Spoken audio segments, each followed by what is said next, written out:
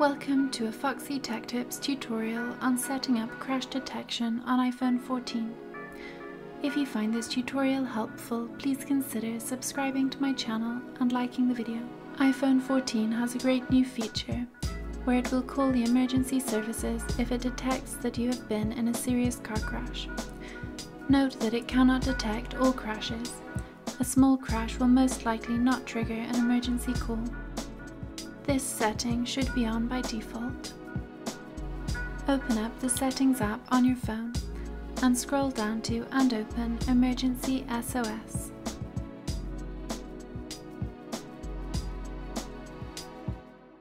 Scroll down the page and turn on the toggle to the right of Call After Serious Crash, if it is not on already.